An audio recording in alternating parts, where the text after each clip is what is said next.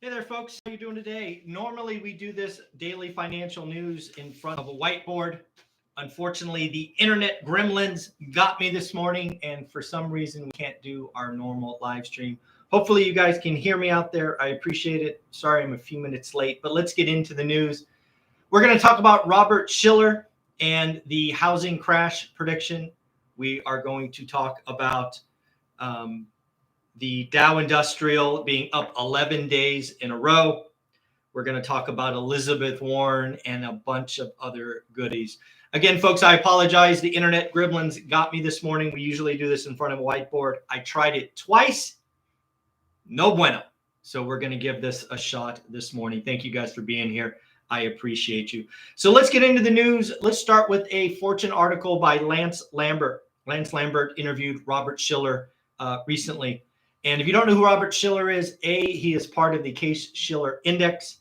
And, this microphone, it's only capturing. Yeah, I'm going to keep going, folks. I'll probably re-record this later if I can figure it out. I think it's my computer mic picking this up, but I want to keep it going so we have the trend. But I will record this later with a better sound. Thank you for that. So again, what we have here is Robert Shiller, Lance Lambert from Fortune. Robert Shiller is most credited with calling the housing crash in 2006. He called it early and was obviously right. What is he calling now? Right? We have seen the housing market go up roughly 43%. And Robert is calling for a sideways market. He basically is saying the 10 years of appreciation is over. Basically, demand has been pulled forward. One of the things I loved about the article is Robert and Lance really dropped a nugget that I had not thought about, that I think we should think about. It is actually an economic principle that we can talk about. There's something in economics called pull forward demand. Basically, there's incentive or beliefs going on, and you need to pull that forward.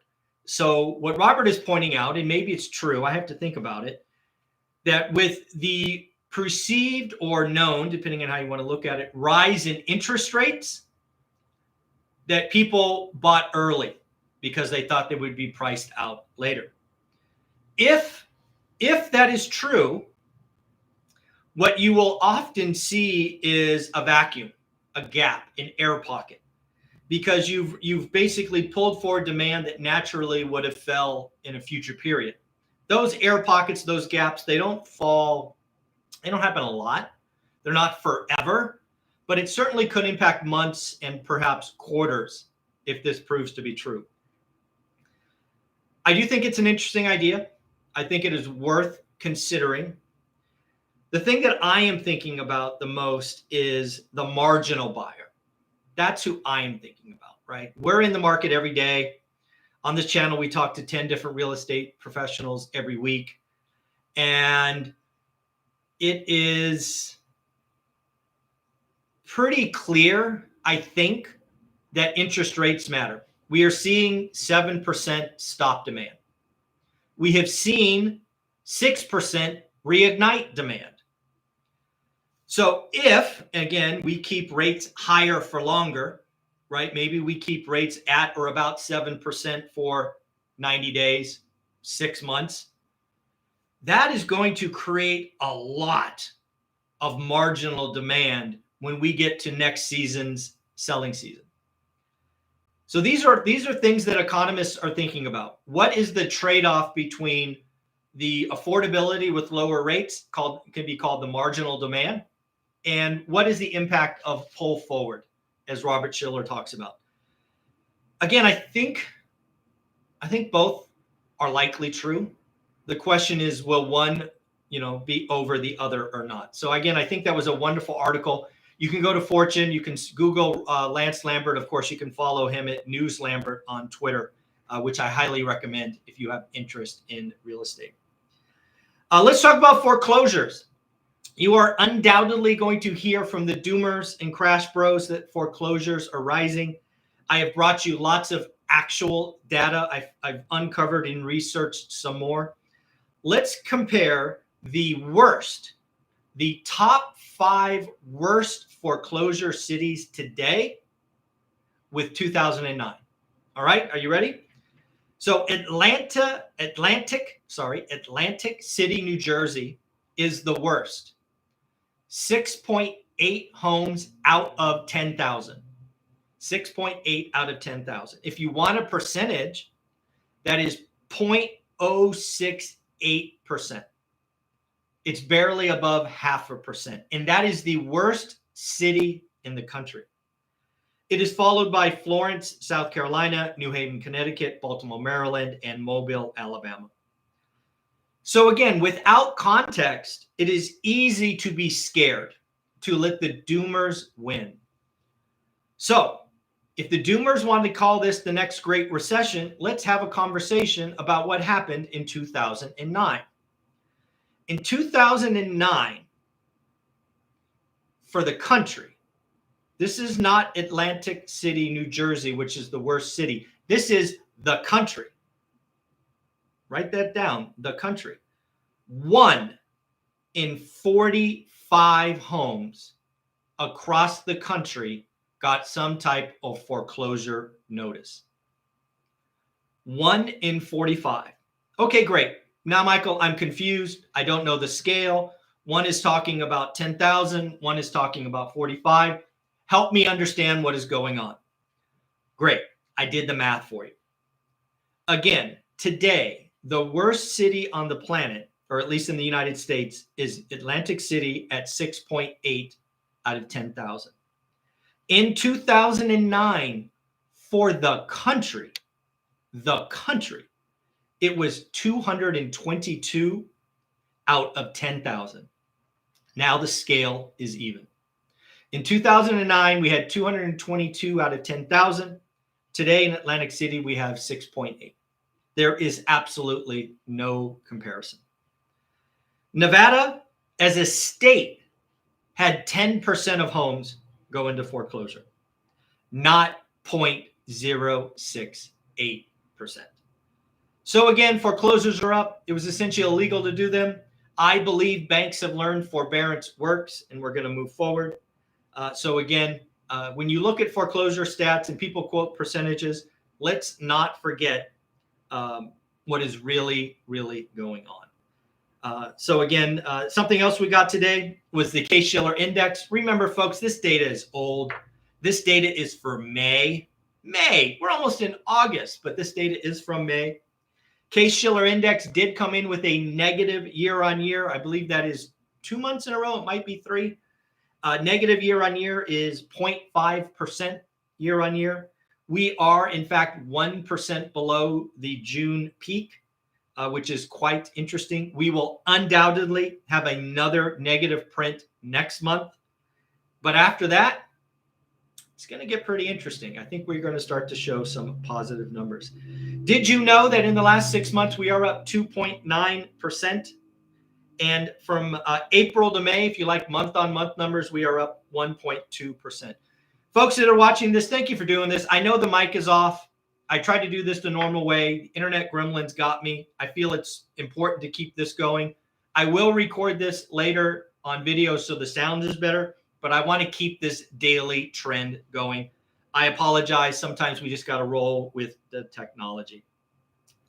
Next up, Elizabeth Warren. Elizabeth Warren said something that I agree with. I have to tell you, I'm not sure I would ever say that. Seriously, I don't think I would ever say that, but I did. And I mean it. I agree with Elizabeth Warren. Let me say that black and white. Elizabeth Warren said another rate hike could be devastating for the economy. I agree. And I've said it for the last 3 weeks. I believe a Fed rate hike tomorrow will ultimately be seen as a mistake. I believe if the Fed left good enough alone, they could hold rates higher for longer for probably 18 months. 18 months. I believe Jerome Powell and the Fed are going to break something. So how do I measure a mistake? Well, let's assume they raise tomorrow, which again, according to Taylor from Life Goal Investments, is a 99.8% probability. That's a 99.8, man. That's crazy. But what we have is a cut in the next 9 months. So if they raise tomorrow, July 26th, we will see a Fed rate cut in 9 months or less. That is how you and I will know if it was a mistake or not. Next up, I don't know if you saw this recently, but Patrick Bet-David has retreated, walked back, changed his opinion about a housing crash. You might remember on this channel, I think it was 6 months ago, I took exception. Lots of folks. Patrick Bet-David was not alone. People were getting very bearish in January, and lots of people were calling for a housing crash of 5, 10, 20%. In fact, in my 12 predictions from January 2nd, one of them was the bears would retreat and reverse their decision. Patrick Bet-David has recently done that. He's acknowledged that, yes, transactions have crashed, but prices haven't. This is what you and I have been talking about for at least 9 months. Folks, if you haven't downloaded my 53-year spreadsheet, which you can get at my website, onerentalatatime.com, I have no idea why you haven't. It is free. It is a view of the economy since 1970. And important to point out, there is a tab that lists all of my sources. I grabbed, or I should say we, because I had somebody else, John, help me create this, put it together. So Mike and John create this. We list all our sources. This is not garbage data. The sources are there. That one spreadsheet is how I called a housing crash in transactions and flat prices. If you have not downloaded that, you're missing out. It is kind of a, I don't know, a puzzle solver or whatever you call that thing, a cheat sheet. Is it a cheat sheet for what is going on today? So onerentalatatime.com, it's the lower right corner. I think there's 8 boxes. Go get it. All you got to do is put in your email, and then it emails you right away. Did you know, I talked about this with Taylor from Life Goal Investments yesterday, that the Dow Industrial average is up 11 days in a row as of yesterday? Here's the problem. Or at least, I don't know if it's a problem yet. It's an interesting data point. The record for most up days in a row is 13. We're currently at 11. I haven't checked this morning because I've been stressed about getting this going. The record is 13. And unfortunately, that happened in January of 1987. January of 1987. If you don't know what happened later in the year of 1987, you should go check it out. We had a pretty significant crash. So again, go check that out. Not saying we'll have one. It's just very interesting to look at. A couple of things I want to shout out. First and foremost, I don't know if you've seen it yet this morning, but the team at Think Media. I want to shout out the team at Think Media. They were gracious enough to interview me a few weeks ago. That video posted this morning. We talk about my routine, the daily financial news, this video. Some of you might be watching this from the Think Media podcast. I want to let you know, normally this is front of a whiteboard. Normally this is done live. This is live. I know the sound is off. It's not perfect every time, but you just keep it going. You don't let the technology get in the way. You just press record. Again, this is live. You can hear me stutter and all of that. If you want to see Sean Cannell interview me and talk about one rental at a time, not editing, all of that, you can check them out at Think Media. Also, Ryan Pineda interview. Thank you for all that watched it. I think it's up to 55,000 or so. Gracious for you. We are hosting an event on August 13th that is entirely free. I want to answer a question that I got a lot at a recent meetup. What would Olivia and I do today? Again, we open that up to 500 folks. I'm using my personal Zoom account, and that's my limit. In 2 days, we have registered over 300 folks. There is a chance that that is full up today. It might fill up in 3 days. So I will put the link below again. Go ahead and take a look, register. It's going to be exactly what I would do. It's 2 hours, Sunday, August 13th. And then finally, I need to ask for a favor. I'm going to post a video link below that I would like you to take a look at. This is a new channel that somebody offered to create. So this daily financial news will and has always been live. Somebody said, hey, Michael, let me take that video. Let me do some editing and drop in some pictures and all of this. And let's load that later in the day. So they gave me a sample of it yesterday. So again, I do this live. Somebody took it, edited, we posted it at 6 o'clock. I'm going to post the link below, and I want you to tell me what you think. There is a very good chance that if you like it, I will not change. I will always do this live. But if you like the edited version, we have created another channel so it's not mixed, so that you could take a look at it. So I would do me a huge favor. I will put the link below in a minute. Take a look at it. Let me know what you thought. Leave some comments.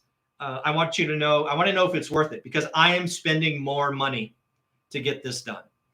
At the end of the day, folks, thank you so much. I am sorry that this didn't go off as clean as it usually does. I know a lot of folks may have come from Think Media. Sometimes technology gets in the way and you just got to keep rolling. I will check the sound. If it's okay, I won't record another one. If it turns out to be something I'm not happy with, I will record another one and post it later in the day. Thank you, everyone. Like, subscribe, comment, and please check out this video about yesterday's daily financial news with some editing. Love to hear your thoughts. Thanks.